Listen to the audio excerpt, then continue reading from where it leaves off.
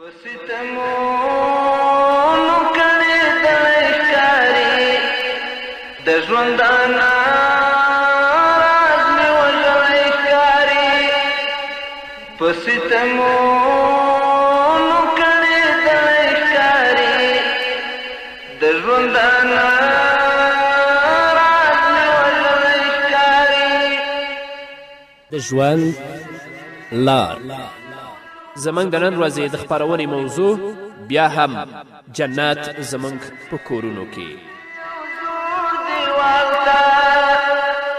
یتیم هلک د ژړېدلی ښکاري.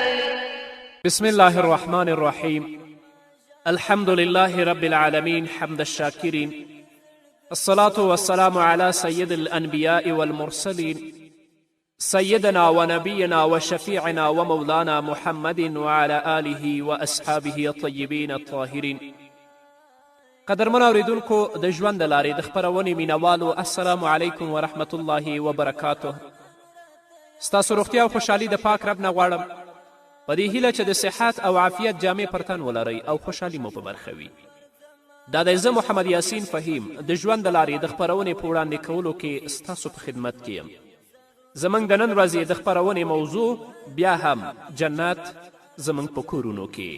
قدرمنو اوریدونکو، پلار باید په خپل ژوند کې د خپلو اولادونو لپاره یوه نمونه او بیلګه وي، ځکه چې اولاد د پلرونو خبرې نشي یادولی خو د خپلو پلرونو کړه وړه یادولی شي.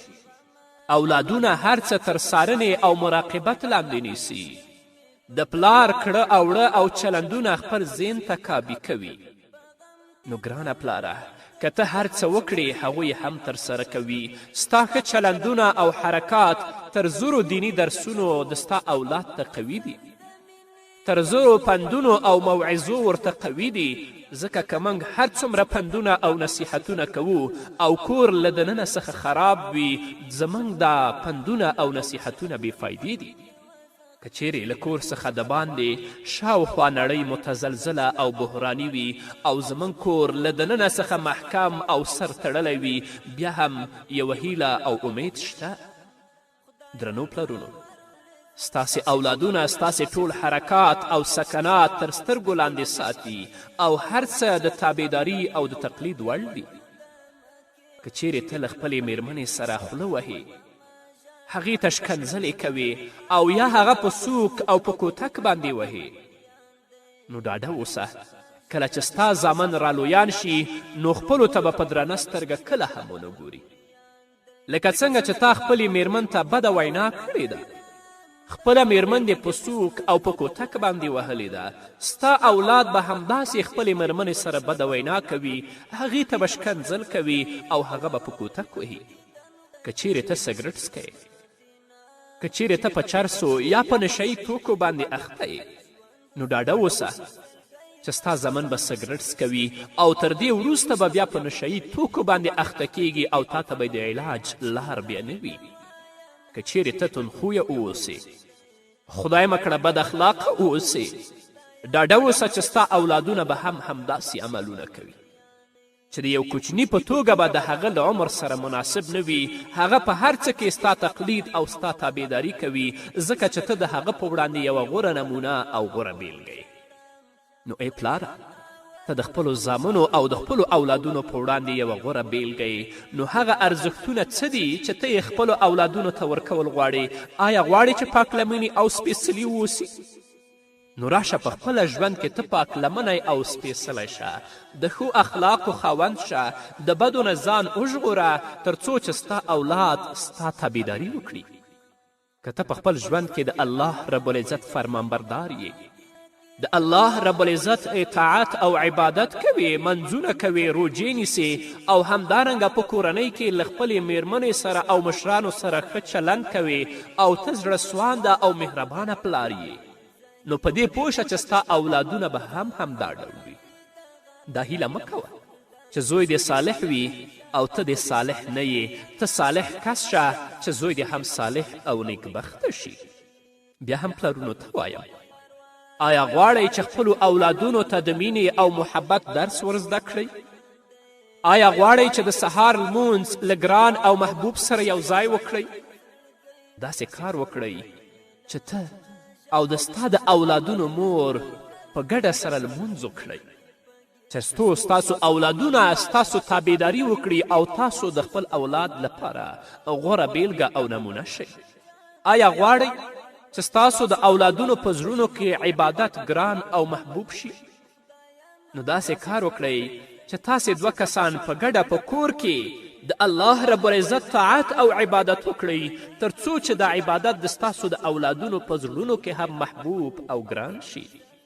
آیا غواړئ چې د خپلو اولادونو په زړه کې د دعا محبت او مینې ته ځای ورکړئ؟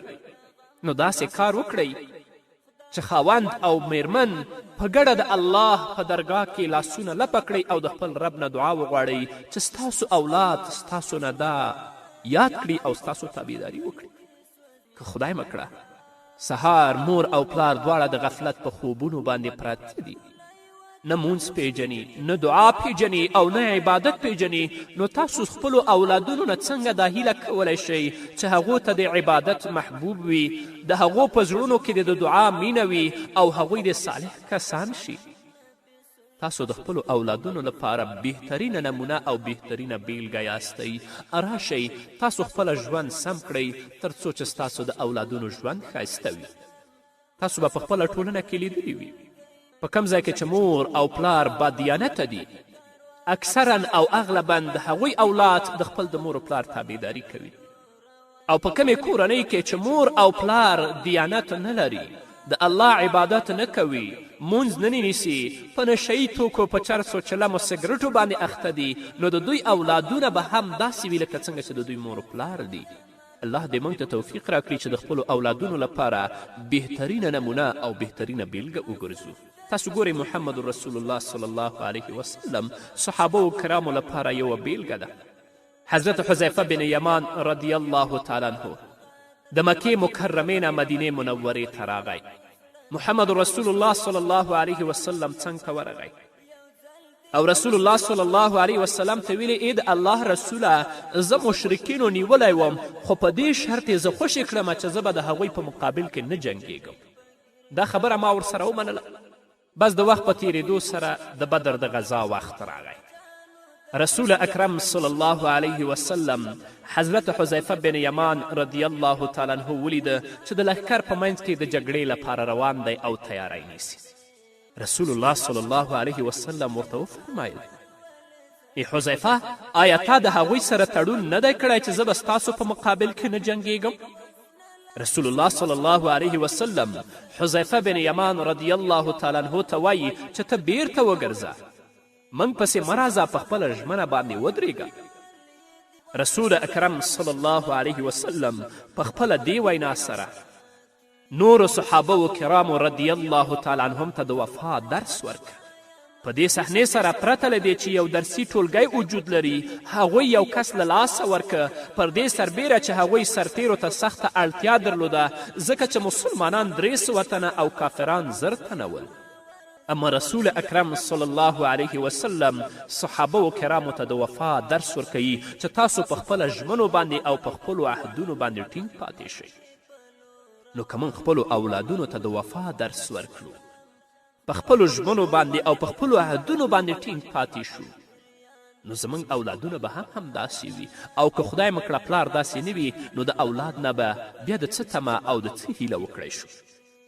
د محمد رسول الله صلی الله علیه وسلم اخلاق قرآن کریم و. داسې به ویل کېدل چې محمد رسول الله صلی الله علیه وسلم یو قرآن دی چې د ځمکې پر مخ روان دی. نو تاسو قرآن کریم د خپل اخلاق وګرځوئ لکه څنګه چې محمد رسول الله صلی الله علیه وسلم ګرځولی و. نو ستاسو اولادونه به ستاسې تابعداري وکړي چې تاسو بادیانته شوئ، ستاسو اولاد به هم بادیانته وي. حضرت عبدالله بن عامر رضی الله تعالی عنه فرمایي رسول اکرم صلی الله علیه وسلم زموږ په کور کې و. موږ د رسول اکرم صلی الله علیه وسلم سره ناست و. په دغه وخت کې زه کوچنی وم. مور مې ما ته آواز وکړه بچیه ته راشه چې زه تا ته څه درکړم. رسول اکرم صلی الله علیه وسلم اصحاب رضی الله تعالی عنهم پرېښودل او مور ته مې وویل څه شی لرې چې هغه ته یې ورکوي؟ زما مور ویل ای د الله رسوله خرما را سره ده. نو رسول اکرم صلی الله علیه وسلم وفرمایل که څه شی در سره نه وای چې هغه ته دې ورکړی وای یو دروغ درته لیکل کېدل، ځکه تا د خپل بچی په دروغو باندې راوبله. اوس د دې خبرې ته میندې او پلرونه متوجه شي. دا یو غټ مفهوم دی، ځکه چې ته دې د فرزند په قاموس کې د مفهوم لپاره لومړنی معنا دروغ لیکې. ته په ورځ کې په کراتو کراتو دروغ وایي. یو متل دی وایي وړاندې تر دې چې د خلکو په مخ کې دروغ ووایې تر سلو وشمېره، خو وړاندې تر دې چې د خپل فرزند او اولاد په وړاندې د دروغ ووایې تر میلیون پورې وشمېره، مګر وړاندې تر دې چې د الله رب العزت په وړاندې دروغ ووایې تر میلیاردو یې وشمېره. که چیرې په دې دلیل وایي چې ته وږی او له نامشروع لارې خوراک ترلاسه کوې، 100 کرته تر دې بهتر دی چې وږی پاتې شي. نه دا چې د اولاد په وړاندې د ټیټ او سپک ښکاره شي. د اولاد پر مخه کې کله دروغ مه وایه. کله چې د قیصر او کسرا خزانې فتح شوې، مسلمانانو ته له خزانو څخه غټ شیان ترلاسه شول او د مسلمانانو په لاس کې پرېوتل، تر دې چې کله اصحابو رضی الله تعالی عنهم هغه خزانې پرانستې، ویلیدلې چې په غمیو ښکلې شوې دي او یوه هم ضایع او نیمګړې نه ده، هغه خزانې ټولې مدینې منورې ته یوړې. تر دې چې امیر المؤمنین عمر بن خطاب رضی الله تعالی عنه هغو خلکو ته چې په جومات کې ناست ول ور وکتل او وی خندل او داسې ویل هغوی چې دغه خزانې راوړي دي امین دي. سیدنا حضرت علی بن ابي طالب رضی الله تعالی عنه د خپلو خبرو په لړ کې وایي تا خپل لاس وساته، هغوی هم خپل لاسونه وساتل، که چیرې ته څرېدی هغوی هم څرېدل. موږ همدا وینا او مقوله په نظر کې نیسو او چارواکو ته وایو آیا شونې ده چې هغه اوس موږ خپلو کورنیو ته ووایو؟ آیا شونې ده چې هغه اوس موږ خپلو پلرونو ته ووایو؟ آیا شونې ده چې هغه تا ته ووایم ته دې خپل لاس وساته، هغوی هم خپل لاسونه وساتل، که چیرې ته څرېدی هغوی هم څرېدل، که هغوی پوه شي چې ته خائن یې هغوی به هم خیانت وکړي، او که پوه شي چې ته غل یې هغوی به هم غلا وکړي. نه درنو پلرونو، تاسو امین شئ، تاسو په خپلو عهدونو باندې وفا وکړئ، د الله رب العزت د اوامرو د احکامو پابند شئ، تر څو چې ستاسو اولادونه ستاسو تابعداري وکړي او ستاسو نه رنګ واخلي. او که خدای مکړه تاسو د الله رب العزت د اوامرو او د احکامو نه سرغړونه کوئ، په خپلو عهدونو باندې وفا نه کوئ، د مانځه د روجې او د عبادت پابند نه یاستئ، نو ستاسو اولادونو نه کله دا امید کیدلی شي چې هغوی د الله د اوامرو او د احکامو پابند شي. نه، پلرونه په خپل ژوند کې د خپلو اولادونو لپاره بهترینه نمونه او بهترینه بیلګه ده. راځئ چې موږ ښه شو تر څو چې زموږ اولادونه ښه شي او کورونه زموږ لپاره په دنیا کې جنتونه وګرځي. په همدې هیله قدرمن اورېدونکو نور به م واورو، خو د یوې دمې نه وروسته.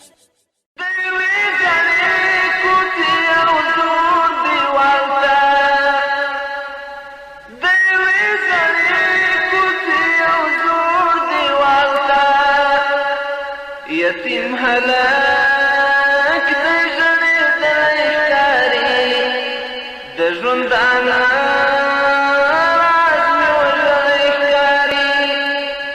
یتیم هلاک د ژړېدلی ښکاري، د ژوندانه راز مې وژلی ښکاري. په ستمونو کړېدلی د ژوندانه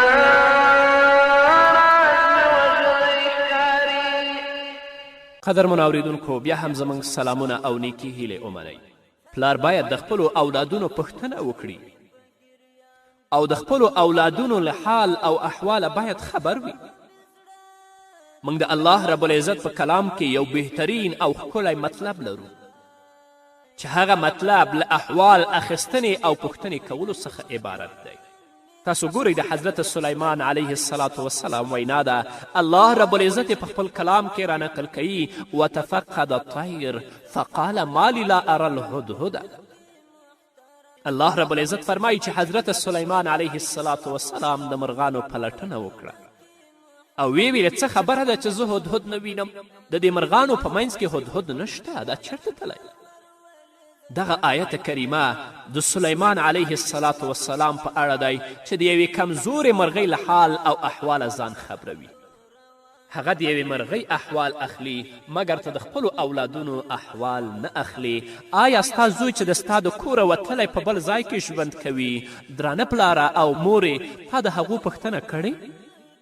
یا هغه ستا لور چې ستا نه لرې په بل ځای کې واده ده کله ورغلې د هغې حال او احوال دې اخیستی؟ کله چې ستاسو د لورګانو عرفي واده کیږي یا ستاسې اولادونه په نشهیي توکو باندې اخته کیږي، دلته د پلار احوال اخیستل چیرته دي؟ آیا د خپل زوی او اولاد نه خبرې چې دا سګرټ څکي یا چرس کی یا په نشهیي توکو باندې اخته دی کله د احوال اخیستی؟ هغه پلار چې د خپل زوی درک کوي هغه خپله لور هم درک کوي. د هغوی د سلامتیا غوښتونکی دی، بالاخره پوهیدی شي چې زوی یې پر نشهیي توکو روږدی دی او که نه، ځکه هغه یې پلټنه کوي. پلار هغه دی چې د هغوی علمي او ایمانی اړخونه تر کتنې او څارنې لاندې ساتي. حضرت عبدالله ابن عباس رضی الله تعالی عنه فرمایي زه کوچنی وم، پیغمبر علیه السلام به زما د ترور میمونې کور ته راته، زه به یې تر څنګ ویده کېدم، نو رسول اکرم صلی الله علیه وسلم به له حضرت میمونې رضی الله تعالی عنها نه پوښتنه کوله آیا دې ماشوم او دې هلک لمونځ کړی دی؟